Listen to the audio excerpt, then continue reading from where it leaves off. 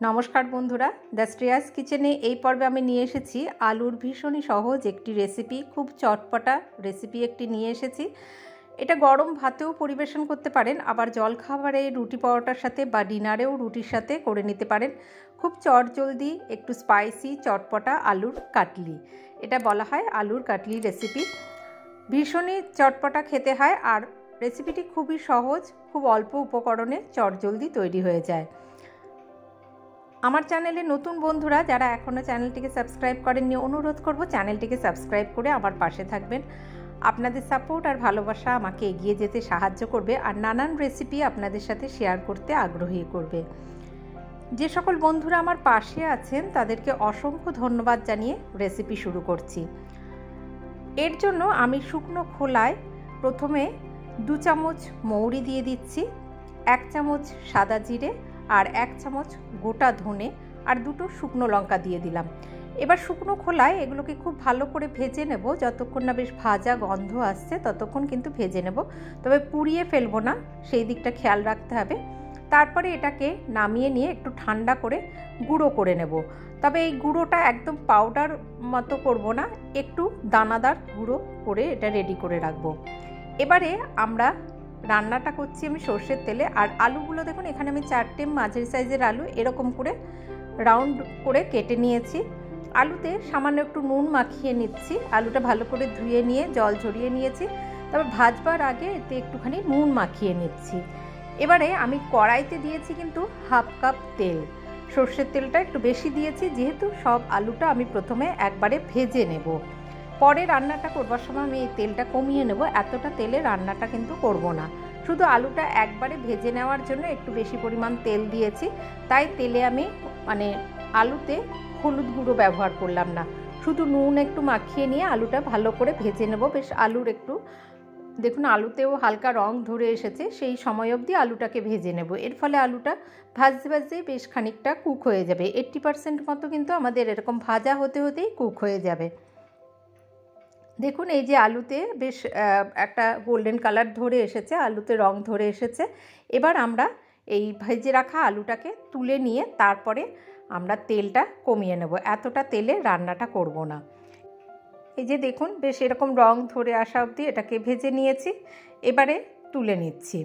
আপনারা আমার Facebook page বা ইনস্টাগ্রাম দ্য শ্রেয়াস কিচেন, সেখানেও কিন্তু আমায় ভিজিট করতে পারেন। এইভাবে দেখুন এই ভেজে রাখা আলুগুলো তুলে নিচ্ছি। খুব সহজ রেসিপি আর ঘরে থাকা উপকরণে চটজলদি তৈরি হয়ে যায় এমন রেসিপি আমি চেষ্টা করি আপনাদের সাথে শেয়ার করতে। তাই আবারও বলবো আমাকে সাপোর্ট করতে চ্যানেলটিকে সাবস্ক্রাইব করতে ভুলবেন না। দেখুন তেল একদম কমিয়ে নিয়েছি আমি, 1 থেকে 1.5 চামচ মতো তেল রয়েছে। এবার এই তেলে হাফ চামচ সাদা জিরে আর 1/4 চামচ হিং ফোড়ন দিয়ে দিলাম, হালকা নাড়াচাড়া করে নিলাম কয়েক সেকেন্ড। তারপরে এখানে আমি দিয়ে দিচ্ছি কুচিয়ে নেওয়া একটু পেঁয়াজ, খুব অল্প পরিমাণে পেঁয়াজ দিচ্ছি। যদি নিরামিষ করে এটাকে রান্না করতে চান তাহলে পেঁয়াজটাকে অ্যাভয়েড করবেন, তাহলে একদম সরাসরি এখানে টমেটো দিয়েই রান্নাটা করে নিতে পারেন। আমি পেঁয়াজ দিয়েছি দেখুন, খুব বেশি পরিমাণ দিইনি, অল্প পরিমাণে পেঁয়াজ দিয়েছি। পেঁয়াজটা একদম একটু কালার ধরে আসা অবধি ভেজে নিলাম, তারপরে একটা মাঝারি সাইজের টমেটো এরকম কুচিয়ে নিয়ে দিয়ে দিয়েছি। টমেটোটা ভাজতে ভাজতেই আস্তে আস্তে, টমেটোর সঙ্গে আবার পেঁয়াজটাও ভাজা হচ্ছে, এরকম ভাজতে ভাজতেই আস্তে আস্তে নরম হয়ে আসবে। কিছুক্ষণ ভেজে নেওয়ার পরে আমরা এতে এবার দিয়ে দিচ্ছি নুন, আন্দাজ মতো নুন দিয়ে দেবো, এর ফলেও টমেটোটা তাড়াতাড়ি গলে আসবে। আর হাফ চামচ থেকেও একটু কম হলুদ গুঁড়ো দিলাম। নুন আর হলুদ গুঁড়ো দিয়ে ভালো করে এই যে পেঁয়াজ আর টমেটোটাকে একটুখানি ভেজে নিচ্ছি। আর টমেটোটা এইভাবে দেখুন একটু ঘেটে দিচ্ছি, বেশ নরম হয়েই এসেছে। এবার আমরা যে মশলাটা গুঁড়ো করে নিয়েছি সেটা দেখুন, আমি আগেই বললাম একদম পাউডার গুঁড়ো করব না, একটু দানাদার গুঁড়ো করেছি। এর গন্ধটাই এত সুন্দর হয় এই আলুর কাটলি, এটা আলু কাবলির মতো করেও কিন্তু শুধু মুখে খাওয়া যায়। এই মশলা প্রথমে 1 চামচ দিয়ে দিলাম, দিয়ে ভালো করে একটুখানি কষিয়ে নিচ্ছি। তারপরে দিয়ে দেবো সামান্য একটু জল, খুব বেশি জল আমি দিচ্ছি না, একটু পেঁয়াজ টমেটোটা একটু গলে আসবে সেই মতো একটুখানি জল দিলাম। আর কারণ আলুগুলো আমরা কিন্তু ভাজবার সময়তেই প্রায় সিদ্ধ হয়ে এসেছে, সেই জন্য খুব বেশি পরিমাণ জল দিইনি। দেখুন একটু যখন ফুটে উঠলো ভালো করে, তখন আমরা এই ভেজে রাখা আলুগুলো এবার দিয়ে দেব। আলুগুলো দিয়ে এর মধ্যে এবার নাড়াচাড়া করে নেব। খুব সহজেই কিন্তু এই আলুর কাটলি তৈরি হয়ে যায়। একটু স্পাইসি চটপটা টিফিনের মানে সকালে ব্রেকফাস্টে বা রাতে ডিনারে রুটির সঙ্গে এইভাবে কিন্তু একদম সহজভাবে তৈরি করে নিতে পারেন। কোনো ঝামেলাও নেই, খুব বেশি মশলাও লাগে না।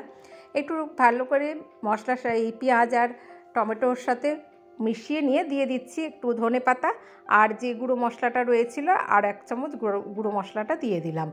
দিয়ে এবার আর অন্য কোনো মশলা এখানে ব্যবহার করার দরকার নেই। এই যে মশলাটা আমরা বানিয়ে নিয়েছি সেটাই এখানে দিয়ে দিচ্ছি।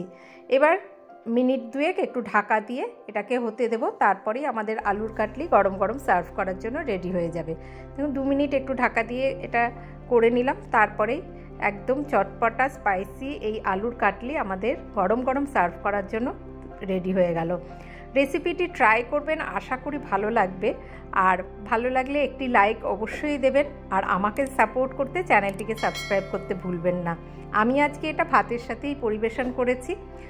ভীষণই সহজে তৈরি এই রেসিপিটি, যখন কিছু রান্না করতে মন করবে না তখন বানিয়ে নিতে পারেন। আজ তাহলে আসবো আবার অন্য রেসিপি নিয়ে। ভালো থাকবেন সকলে, ধন্যবাদ।